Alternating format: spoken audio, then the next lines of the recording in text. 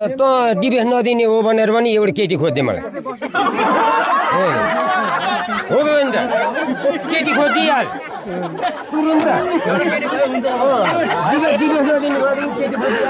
जान्न डिभोर्स दिन्छु म जान्न जहिले पिट्छ मलाई त्यत्रो काल्लाबाट खसाली खसाली एकचोटि अघिकै शब्द हजुर एकछिन तपाईँको कुरा हामीले राखिसक्यौँ यहाँ मान्छेहरू कोही पनि छैन तपाईँको कुरा सबै रेकर्ड भइसकेको छ यहाँ उहाँ हजुर यहाँ स्थानीय हुनुहुन्छ उहाँले भनेको कुरा सुन्नु एकचोटि भनिदिनुहोस् सर फेरि एकचोटि उहाँले बुझ्नै हुन के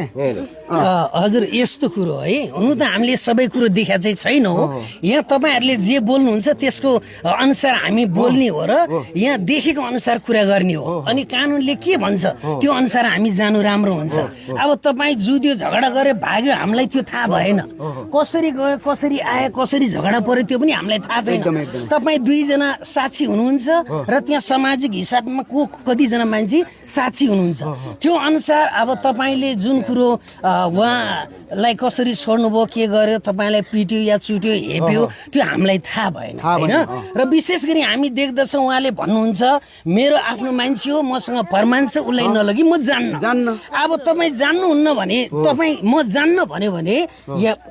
यहाँ त केस हुन्छ होइन पुलिसहरू आउँछ अनि त्यहाँ कारबाही प्रक्रियामा तपाईँ कानुन प्रक्रियामा जानुपर्ने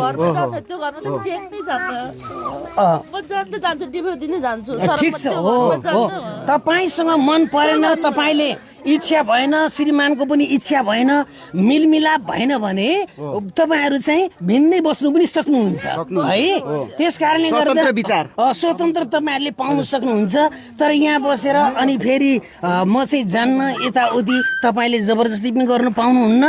र यहाँ कानुन प्रक्रियामा जानुपर्ने हुन्छ हामीले त केही गर्न सक्दैन हामी जे देख्यौँ त्यही मात्रै भन्ने हामी त कानुन त होइन असल कुरो के छ कानुनमा मिल्ने कुरो हामीले गर्नुपर्छ एकदम सही नत्र हामी पनि ठ्याङ्ग्रोमा जान्छ भोलि त को कानुनलाई मिच्ने भन्नु थाल्छ एकदमै त्यस कारणले गर्दा तपाईँहरूको जुन विशेष केस छ त्यो केसहरू मिलाउनु तर्फ जानु राम्रो हुन्छ यदि मिल्दैन भने हो ल विचार गर्नु सर ल हामी लाग्छौँ है म चाहिँ लाग्छु जान्छु पनि घरतिर है हस् धन्यवाद र अब अनि यहाँ सुन्नुहोस् तपाईँ अहिले जानु भएन भने भरि केही कसो भयो भने त अघि नै भन्नुभयो उहाँले उहाँ पर्छ त तपाईँको होइन अहिले केही पनि हुँदैन भनेर हुँदैन त कानुनले भन्दैन नि त तपाईँले भनेर हुन्छ तपाईँ कानुन हो भन्नु त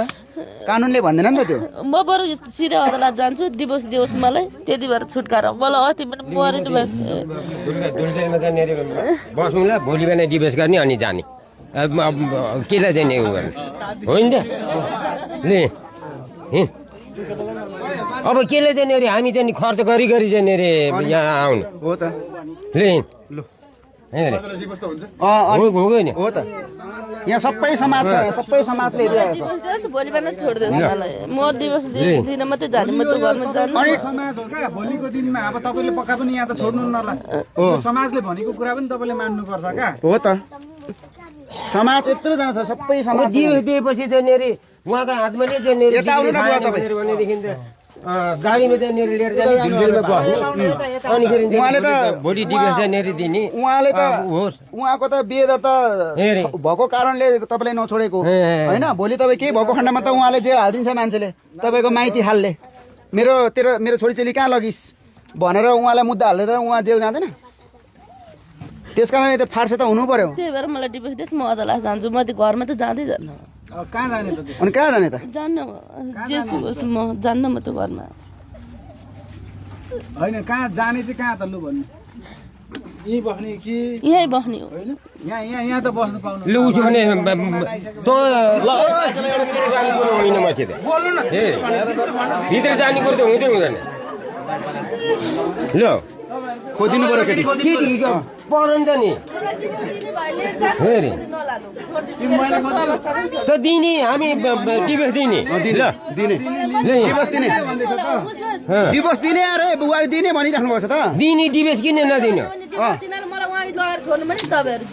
ल हामी उतै जाने हो काभ्रे जाने हो तपाईँहरूको फार्से नभई हामी सँगसँगै जाने हो त तपाईँहरूको कामको लागि हामी हिँडिरहेको छौँ मलाई त्यो घरमा लगेर छोड्दिनु बुवा उहाँ छोराले नबोलाउनु केही छैन छोराले नबोलाउँ यहाँ सुन्नु उसको छोराले न उता बुवाले चाहिँ गल्ती गरेको तपाईँको जारसँग मात्रै कुरा हुन्छ तपाईँको ल अब लु छिटो तयारी हुनु ल तयारी हुनु त तयारी हुनुहुन्छ ल हेर्नुहोस् पक्कै पनि दर्शक पनि यति बेला हामी बुवा 64 वर्षीय बुवाको श्रीमती 34 वर्षीय चाहिँ के पो उहाँको नाम जुना परियारलाई हामीले भेटिसकेका छौँ बुवाले लगेर डिभोर्स दिने खालको कुराकानी गरिराख्नु भएको छ र उहाँलाई हामी सबैले चाहिँ उहाँको ठाउँबाट गाउँबाट पनि आउनुभएको छ लिनका लागि र हामी जान लागेका छौँ अब यो भिडियो अन्तिमसम्म हेर्नु होला हामी भेट्ने ठाउँमा हजुर लुकेर जानेर यहाँ भने त थियो भने रहेछ हिजो जानेर मिनेर जानेर फोन गर्दाखेरिमा कसैले चरो मुसाले जानेर नदेखिने ठाउँमा जानेर तिमीहरूले भेट्दैन तर तपाईँको जाललाई त थाहा रहेछ नि त हेरे हजुर तपाईँको जाललाई त थाहा रहेछ नि त हामी आउँछौँ भनेर जार कि स्वास्नीले चाहिँ थाहा होला नि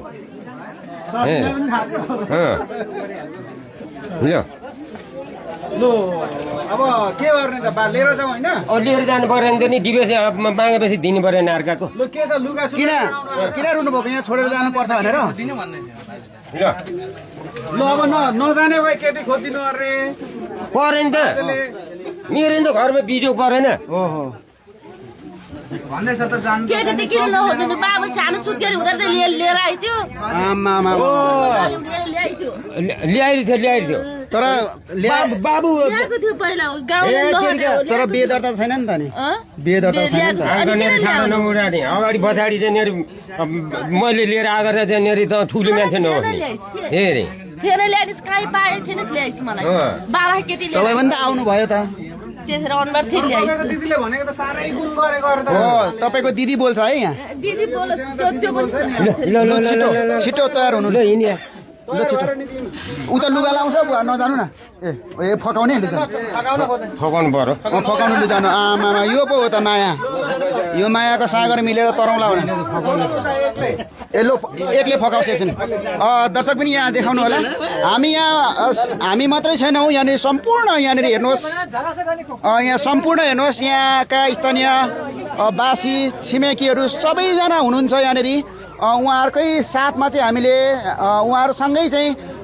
यहाँ छलफल गरिरहेको अवस्था छ भने अब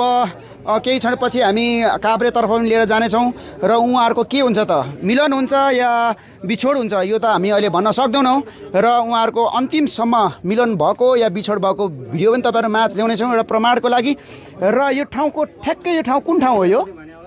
यो सर कुन ठाउँ हो यो ठ्याक्कै सिद्धकाली मनहरी 3 सिद्धकाली ए हजुर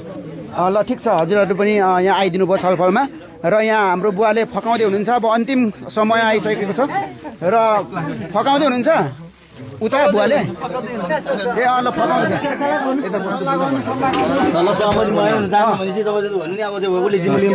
हो त ल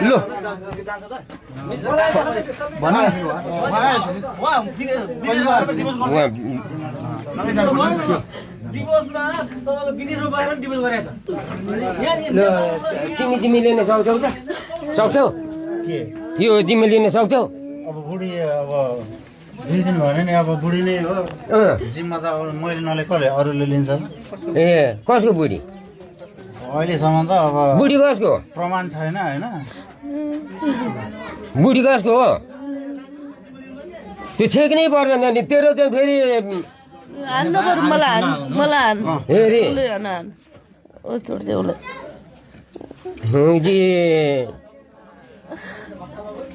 त त 4 चौरा गइसेस् भनेर भने पनि फेरि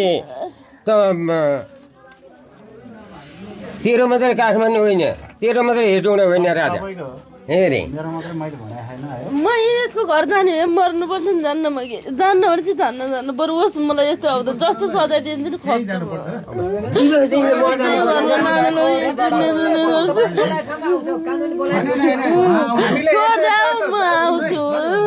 हामीले यहाँ आएर उहाँको घरमा भेटेका छौँ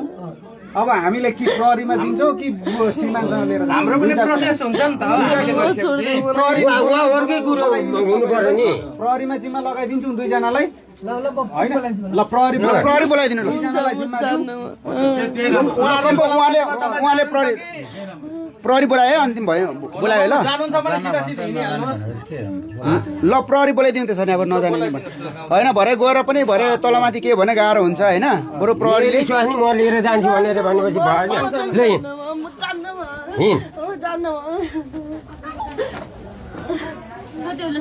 उहाँकै स्वास्नी त हो त ल बाहिर हिँड्नु बाहिर गफ त गरौँ त जानु पर्दैन ल बाहिर हिँड बाहिर हिँड्नु बाहिर हिँड्न गफ गरौँ अनिखेरि जाने होइन ल नगए अब मैले कर गर्ने होइन ल बाहिर हिँड्दा बाहिर हिँड्नु बाहिर जानु नि जानु बाहिर त हिँड्छ बाहिर हिँडेर गफ गर्नु हुँदैन बाहिर हिँडेर गफ गर्नु हुँदैन त्यस्तो मिल्दैन है बाजे उहाँको श्रीमती हो त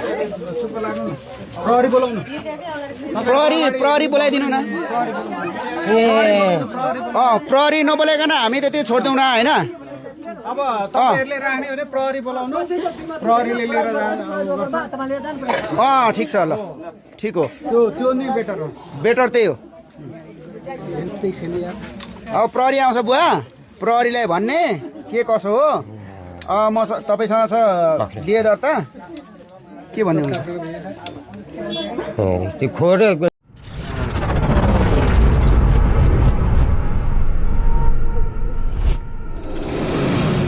छोरा छोरीको मेरो जाने छोराहरूको बिजोग बारेर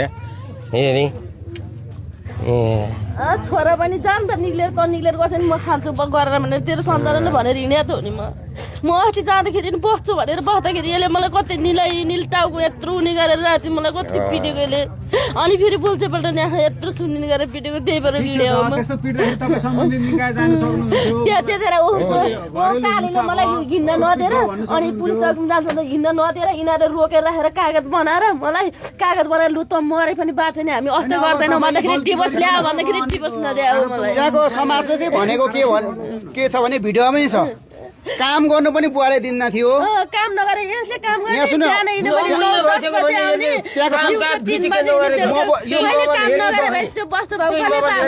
यो म बोलेको होइन समाज बोलेको